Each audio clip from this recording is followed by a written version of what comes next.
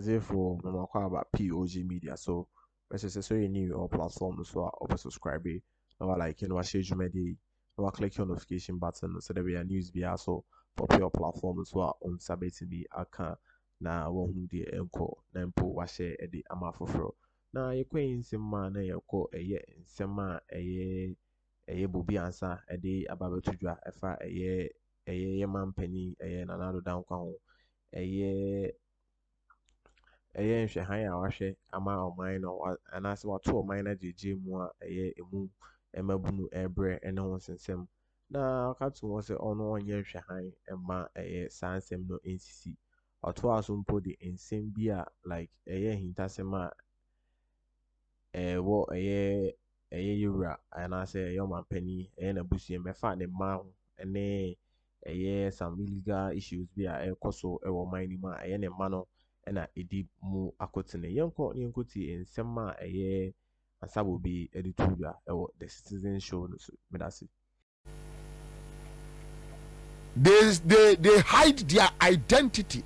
They conceal their identity just to outwit the system.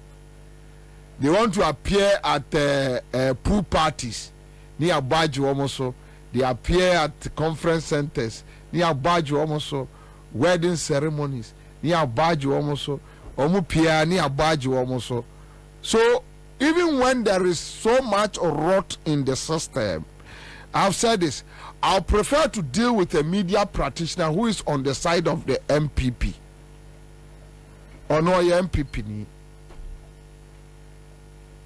Do you know why? Obraye as a check mechanism on NDC. If we are able to have these mechanisms in the system, we want a system to be stabilized. The NDC ni ya dia wonim so obi hwe no, MPP ni ya dia wonim so obi hwe no. But when you have criminals, when you have thieves, criminally minded people who become media practitioners, ya wonu criminal, ni parents ye criminals, and wabe hide in the system, and wa catch obi as meme ye neutral or a criminal. No more hide stories. And I'm going to take Kwakubaku, yes, Kwakubaku say stories in Yamo Mohun or Ghana, and or more canning in Anke Jadem. When you're a gentleman, a gentleman, a renabe. Where they? A gentleman, we will sink, we will go down. A jacrone Toma, Kwakubaku, Fiesia, Legon Hills, or saying a beastie war. Yeah, we will go down. Kansam Crow, we will go down. Yes, when is Rose, he will go down. Well, everybody is prepared fully to go down. The Kansam Crow, you cannot run a country based on hypocrisy.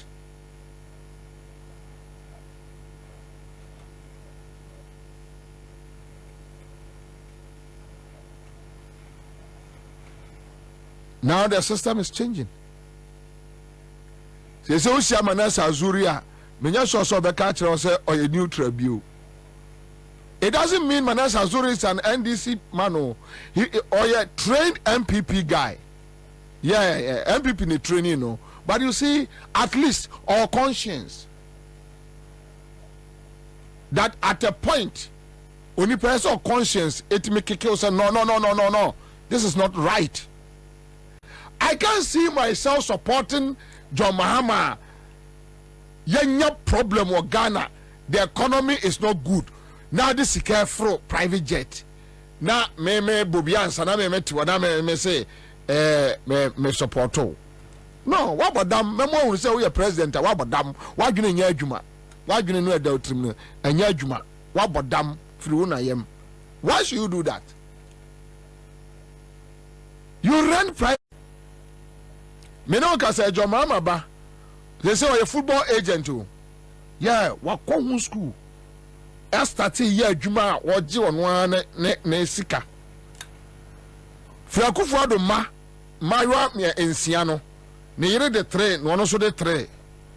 busansia ni nyina say wo ya adwuma pen wo ya adwuma wo he edwin na timi asi hotel ewa cantonments 6 abetimi take over a whole agency.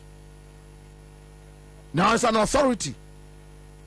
Creative arts, just like that. Huh? No, and this is for crime print. No. And this is for no, you lie bad. And yejuma.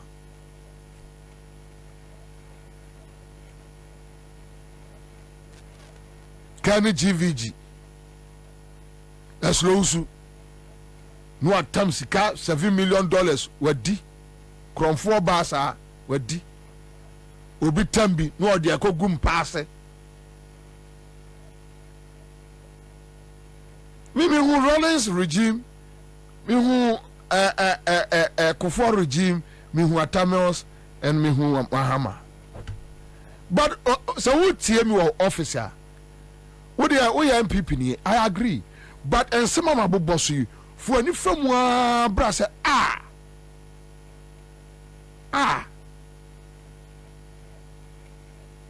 Atamels squad and a banner Ghana for Bia Nimno. Fa a year or my military jet. Now the travel bar eba plane chia a abuse of power. Onona him.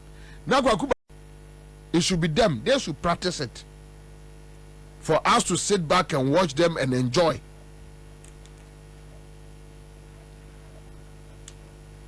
You got my point? What a trot room. After the one my point. Am I boomfu? As someone ya bufu. No. What a taxi more when ya bufu. Oh, a market sent back on them. Onya to me no friend baba jankoma. Ya free me Akroma Santaman pon. Mrs. Tanono. I know a friend is a bra. One creative arts nesi wono. Ko pamo be free. The girl just walked to creative arts and sacked everybody. The guy just walked to creative arts and sacked everybody. As we speak, Akuffo bano oni to me krata say me krata see a mommy appointment letter me salary say allowance say we say and audit and one sign contracts on behalf of Ghana government, which is illegal. You know no abuse of power.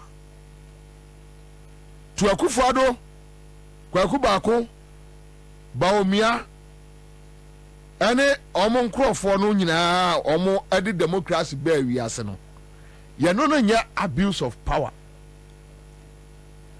You know no good governance. Freimani akwani friends Kofi Bente ayonwa Kofi Bente imani ofre no busa no a good governance fra Paul Adomotre a good governance fra Kwame Fakai a good governance. Yes, to them oh ajimi samwa yeton kwasi afo eno omuti krom a so kwasi afo eno omuti Ghana usie nipa no a uhu no ano say we were kwase complete, and you don't need to entertain such people around you. Obi anadwene mu e kire ne say obi the force kofa oman adia eye de papa. So we know that the NDC a political party. They are politicians, they have crooks, they have criminals.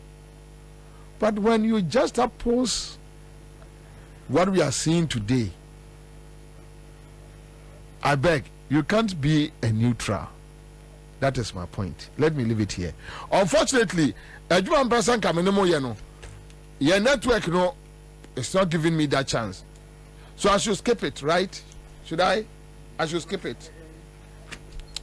Enti mame skip it up me nko.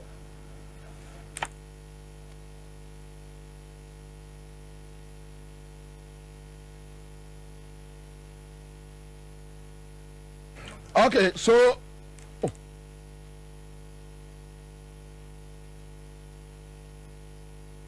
all right, so yango tie kwamna Japan. And no me hu say kwamna Japan. Ene Bawumia ejina eye stage so na omo saso. And you be din komo about Galamsey matters. Then we are going to talk extensively about the voters registration and voters We must transfer. be honest enough to admit that the Akuffo government, despite chalking successes in road and health infrastructure, tourism, and of course education, it has struggled to deliver on a number of fronts. We started out saying that we're breaking dependency on the Western donor agencies. The slogan, Ghana Beyond Aid, rang from the Jubilee House with intensity and vigor. But today, we lie on a stretcher before the International Monetary Fund, the IMF, and Ghana has become, in the eyes of many, a case study of how not to do it.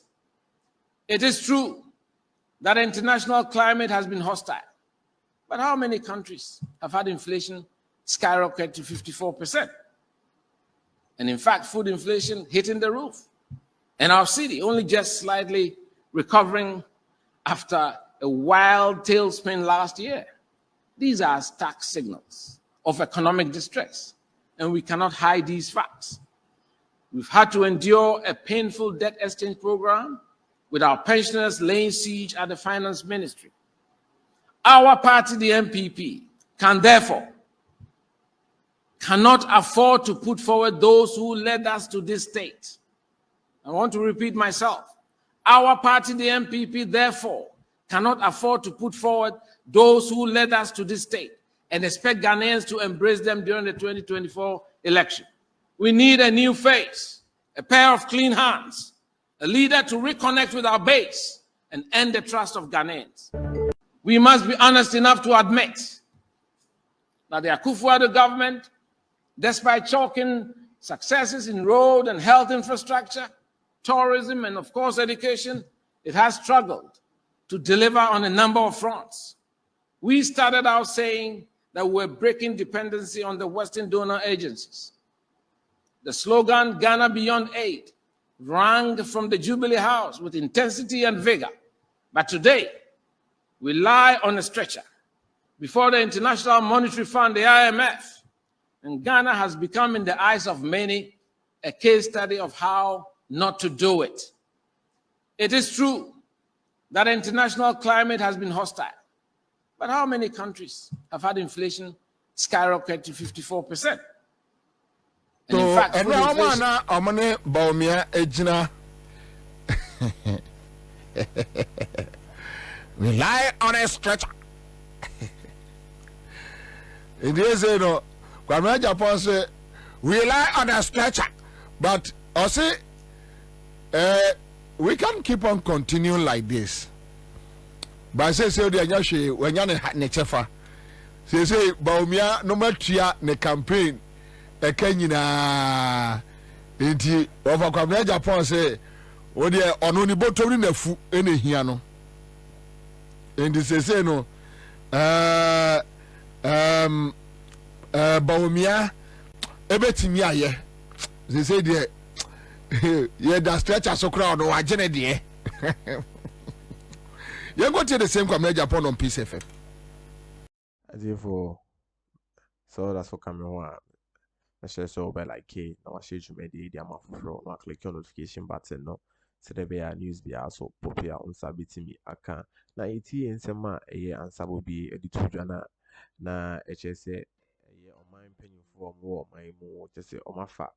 On mine the abom the omope and on the on mine na home sense so the P no the tuja yanko so 90 and sema B0bie Ansa a branch our two no si was a obeshe ama on mine asafa into mapa efra yanko nienti and sema or the tuja ne be that. When you have very dishonest people, say video make around him could share Mr. Boy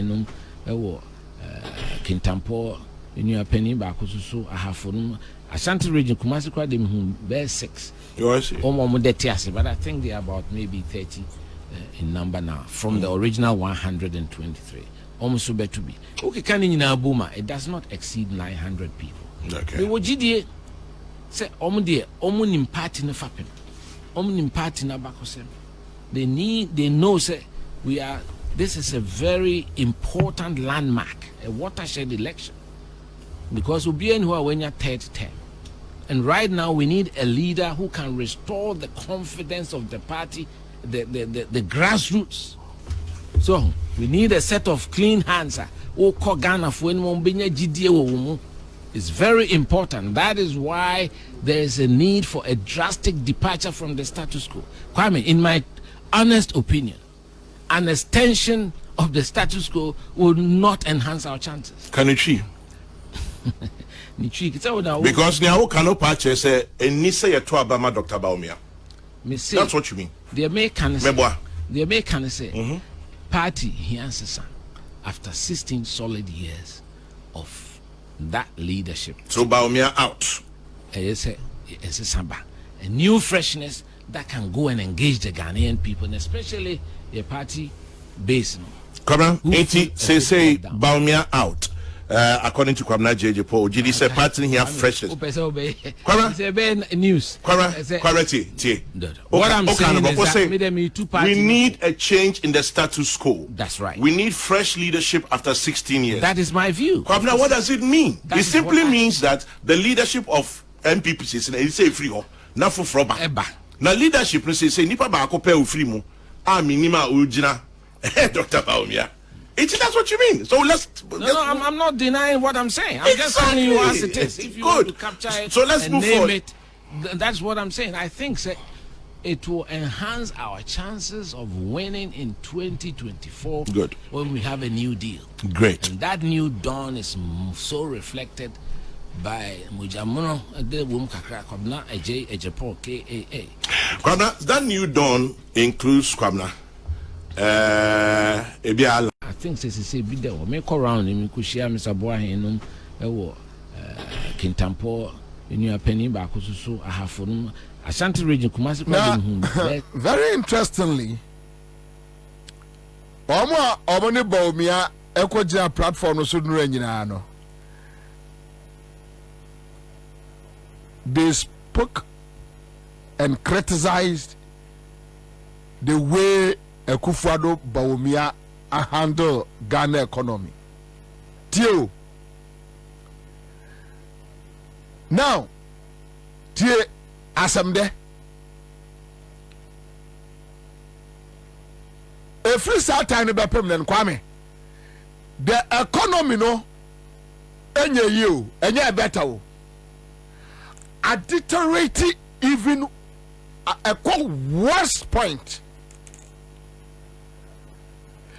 That time na Canada Japan ne kwabra Japan no mo kase Bawumia is a bad manager, a blockhead, onim hwe oye economics no who no. That time na dollar no $1 to 12 cedis.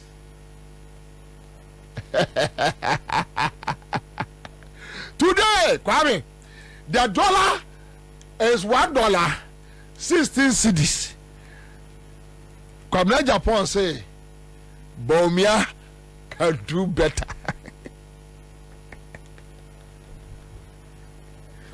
Chale, say you know oya mo bono. What's bibini? We Jimia ma kakura brodi nyini. Wuni sa tape no. Bibini, we Jimia ma kakura brodi nyini.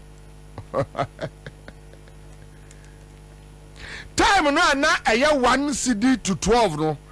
Na omo per flag bearer community omo say na aya very wrong. Enye e bon. Ena aya 1 to 16 CDs. Omo say Bawumia can do. That time omo say Bawumia abon. Omanu nkoyi. Chame omo no mo kakra be so kwam na Japan want think we are fools because he loved Ghana during the MPP presidential primaries. But when it comes to the main elections, that we need better and a leader with integrity. Okay, so let me move on. Chairman, I saw if you go to the market with 500 Ghana cedis, you can't believe what you will bring back home. Nana Kofi and Kinsley. Okay, so thank you. Now, come here, Japan. Mama Kennedy, Japan. And I don't remember come here, Japan, the major big gurachi.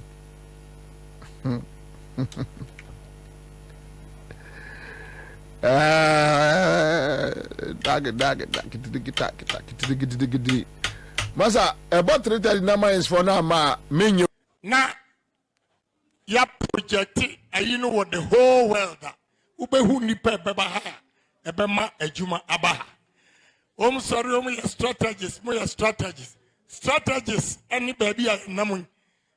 It is only Ghana and I would the economy ni ko IMF also your strategies. MPP for nye clean campaign benyasem because media woka me reply obi also your strategies embra ye take over power na dollar ya 4 cedis and then dollar ya 12 cedis we are strategies. Excuse me, strategy. Hey. Magazine for you now who say import duties no. I know shit. But Bawumia resa ashed ano say ono kwamna Japan kanchire almost say ono Bawumia eba oba beyi import duties ni nyina everywhere. Yeah. Into the trotro munase into what is a bobie say onipa MPP ni ye jimini a aya na obu afuno ene say o de catch them what is a lady ba ko te trotro no se kwabna de en kanasa omu ye mpanimfo nti pani ajimi a wontimi nka nche pani se nti pani wajimi pa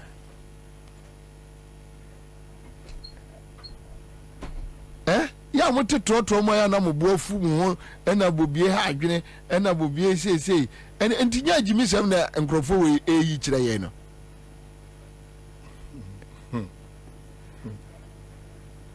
Bawumia se menka nkire mo se o se Bawumia we sa ahema no se menka nkire eye magazine for se onimi se import duties was soro na se oba obeyi afiri hwe nkwase asem because omakofa consultant na ka kire omo se Bawumia ko ba bia omo man behave to say opposition leader to say the opposition na onswe Ghana for adwini enfiri so from the fact that he is a vice president and one say we team your trotro mu a unim de ntia ma me hu se onipa se ye hye MPP atare anu wagimi no wo de mesrew mo abumfu mpachew mesrew mo abumfu mesrew kona uni esrew na ma binu biti se minua machiri ba mienu ne me bra pani de yi mu firim na mo no se na adwuma o mo ye no there is no mo nsa atare ni bi me se ntina me se oguso hye no because no time madana you be 10:30 no no say machiri ba mienu I say o ko ba yi say to so MPP nisi na pampam na am say akwati and you say no or no dealing with plasma TV na am say TV ni aka mienu o free siniga ba ye no na me maye they say no say o ko negative and make us say dia ya se na tare ni as they say mom dia obi ruogu a onka na unze say no because just strategy aba no kwamra unze boys na ye share to the extent say and no say unzo mo free baby dey say ahinkuro ene kwabre no eba ye no omzi che say no go be kra ne try it nti eja o she t-shirt wana abenya ubenya tuan unzo eja ho dabi o Faruku de so we dey okoy wakana no atum Faruku ti abrochire And why Johnny Niano? And I know you better Facebook. Ghana is doing well. And why Johnny Ghana? Oh, yeah, no, all can none is up on the seminar. So the idea is say, Omokofa consultant aba. And a consultant na catch almost say, but me Andrew baby on be able to show opposition leader. It was Omoko high and Akuffo oko CMB. Accra Central. Omoko high and Akuffo no mukochi almost say. Eya monka say Bawumia beji. Debbie, na as I said, no, Mr. And Omo catch almost say, Omo catch yeah, Kase Bawumia beji. So obviously, Mimi Akani, o catch him say men say Benjamin, which is BB Yemi. BB Yemi. Now when I did BB Yemi. BB Yemi ena mihiaji for.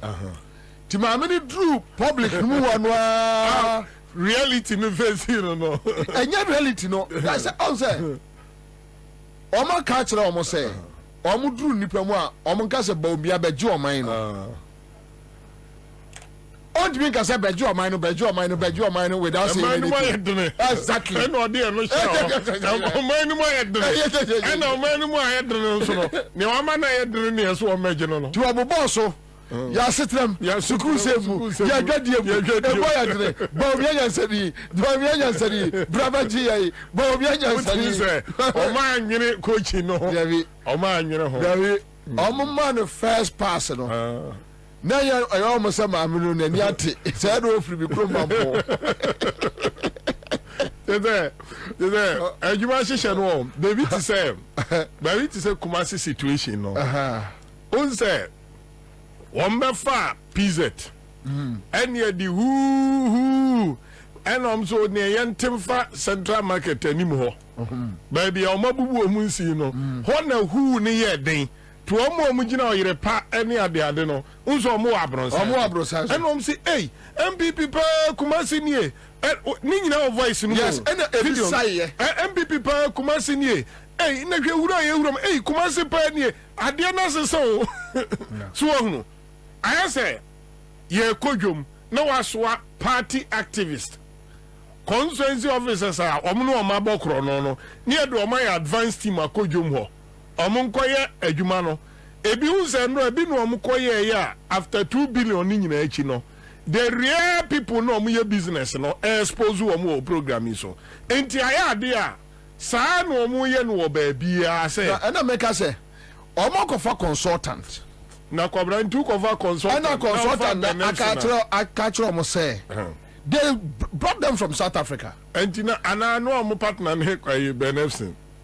Well, because ano Akachro mo say the man should start behaving like an opposition leader.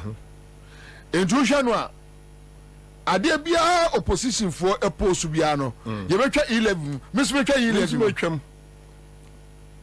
Bakona omanfo roto no mo twam ni nye roto do ya de mo twam ni nye ya de beba. So they are doing that to sway a man for kakra or mo agimi say yes wonka Akuffo do aban no ho. Me da se oje bre na utie ye nsema ye POG Media e de ba waso ye. So say on subscribe ya or subscribe no click notification button no. So the be POG updating the platform the news be every platform to be on sabeti me aka na won the koso e wo man. Say POG the ban political news at the hinta the B0bie e be ka kope near the abapesom. But that's it. So POG Media.